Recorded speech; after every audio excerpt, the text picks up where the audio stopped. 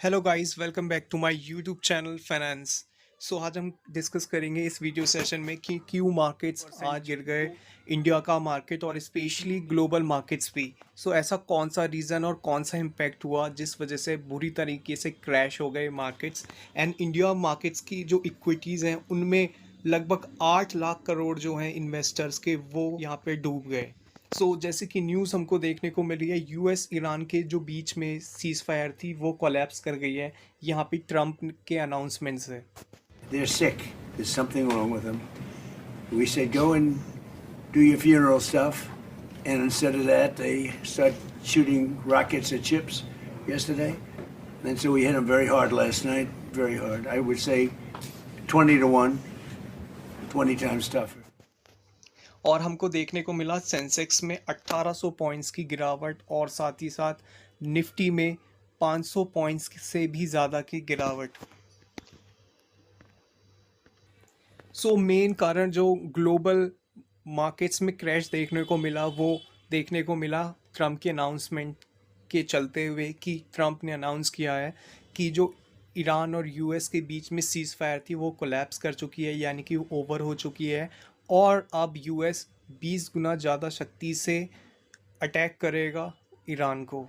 और कह रहे हैं कि ईरान काफ़ी ज़्यादा पागल है, उसको कोई डील समझ नहीं आ रही है इस वजह से। हम यहाँ पे चेक करेंगे कुछ पॉइंट्स की, क्या पॉइंट्स और हो सकते हैं इसमें और किस तरीके से ये इम्पैक्ट कर सकता है। फर्स्ट हम यहाँ पे देखेंगे Iran was over like, and इस वजह से यहाँ पे हमें इम्पैक्ट देखने को मिला है मार्केट्स में। जियोपॉलिटिकल रिस्क में हम देखेंगे यहाँ पे जो वेस्ट एशिया है अक्रॉस सेल ऑफ देखने को मिल रहा है यहाँ पे, जैसे कि India, China, they are very major economics और ऑयल डिपेंडेंट इकोनॉमिक्स हैं। सेफ हेवन की तरफ जा रहे हैं लोग, यानी कि इक्विटी से जो पैसा निकल के वो गोल्ड की तरफ जा रहा है, जो कि सेफ हेवन माना जाता है।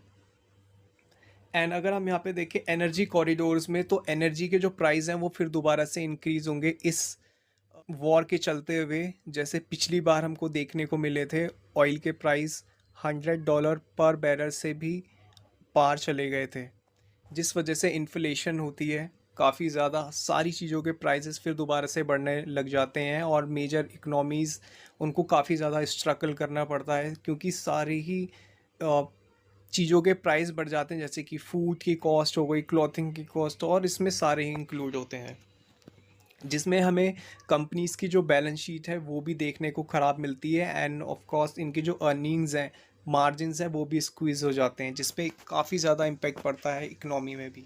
अब brutal session on Dalal street. हम देखेंगे यहाँ पे डी स्ट्रीट में कैसा इम्पैक्ट पड़ा था। सेंसेक्स में हमको देखने को मिला 1800 पॉइंट से भी ज़्यादा की गिरावट, यानी कि 2.5% की हमको गिरावट देखने को मिली थी। निफ्टी 50 में 23,850 के लेवल भी इसने ब्रेक कर दिए थे, और मोर देन 550 पॉइंट से भी ज़्यादा ये हमको क्रैकडाउन देखने को मिला था।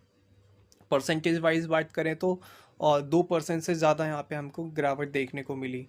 फियर हमको स्पाइक देखने को मिला है विक्स में 30% की इंक्रीजमेंट के साथ। अभी जो USD/INR है वो चल रहा है 95.55 के लेवल पे। वी ग्लोबल क्लूज़ में देखें तो अगर हम सारे वर्ल्ड के इंडेक्सेस को देखें, वो बुरी तरीके से क्रैश हो चुके हैं, मोर देन 1.30 और अबव 2% के करीब करीब। अगर हम साउथ कोरिया के कोस्पी को देखें तो 5.5% वो कोलैप्स हो चुका है यहाँ पे उनका इंडेक्स। जापान को देखें अगर हम, तो 2% से ज़्यादा की हमको गिरावट देखने को मिल रही है। रिस्क सेल ऑफ देखने को मिल रहा है अक्रॉस एशिया में और उनके इंडेक्सेस में।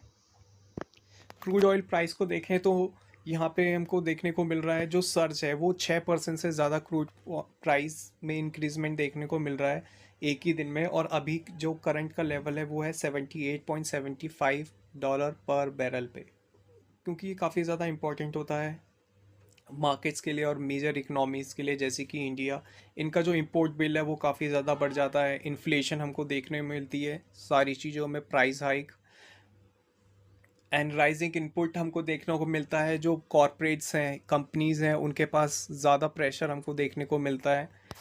काफ़ी क्रिटिकल हो जाता है इकनॉमीज़ के लिए।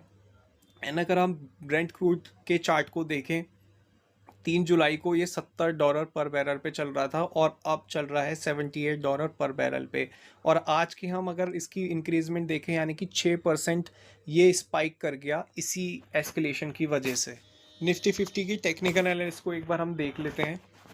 सो हमको जैसे यहाँ पे शो हो रहा है निफ्टी 50 24,000 के जो लेवल्स हैं उनको भी ब्रेक कर दिया, इवन 24,850 के लेवल को भी ब्रेक कर दिया इसने। काफ़ी ज़्यादा डाउनसाइड दिखाया है, 500 पॉइंट से भी ज़्यादा यहाँ पे हमको गिरावट देखने को मिली। तो अब यहाँ पे हमको देखने को मिलेगा अगर 24,000 के लेवल को ये सस्टेन करता है क्या 1 से 2 दिनों में, नहीं करता है तो अब क्या सपोर्ट दे रहेगा। तो फर्स्ट रहेगा यहाँ पे 23,830 से लेके 30,850 के लेवल का सपोर्ट। ये ब्रेक डाउन करता है तो हमको देखने को मिलेगा 23,700 और 23,750 के लेवल। रेसिस्टेंस ऊपर की तरफ हमको देखने को मिलेंगे 24,150 के लेवल और 24,200 के लेवल भी। बैंक निफ्टी में चेक कर लेते हैं कि क्या हमारे लेवल्स रहेंगे और सेक्टोरियल इम्पैक्ट कैसा रहेगा। सो सपोर्ट हमको अभी देखने को मिल सकता है 56,500 के लेवल पे। ठीक है, रेजिस्टेंस हमको देखने को मिल सकता है बैंक निफ्टी में 57,850 और 58,200 के लेवल पे। सेक्टोरियल इम्पैक्ट में अगर हम देखें तो ऑयल प्राइस के हाइक की वजह से और इस वॉर के एस्केलेशन की वजह से हमें देखने को मिल सकता है एविएशन पे प्रेशर। एविएशन जो इंडस्ट्रीज़ होती है उन पे, जैसे इंडिगो और अदर कंपनीज़ हैं। पेंट्स पे जैसे एशियन पेंट्स हो गई, बर्जर पेंट्स हो गए, इन पे टायर्स, एफएमसीजी और ऑटो की जो कंपनीज़ हैं जैसे कि एमएनएम और टाटा, सो इन पे हमको देखने को मिल सकता है। बाई साइड हमको और देखने को मिल सकता है यहाँ पे जैसे कि डिफेंस स्टॉक होते हैं वो, हेल्थ केयर और ऑयल एंड गैस के जो स्टॉक्स है एंड कंपनीज़। सो इसी के साथ इस वीडियो सेशन को एंड करते हैं। होप आपको ये वीडियो सेशन पसंद आया हो तो लाइक एंड सब्सक्राइब कर सकते हैं, बेल आइकन को प्रेस कर सकते हैं। Thank you so much, have a great day.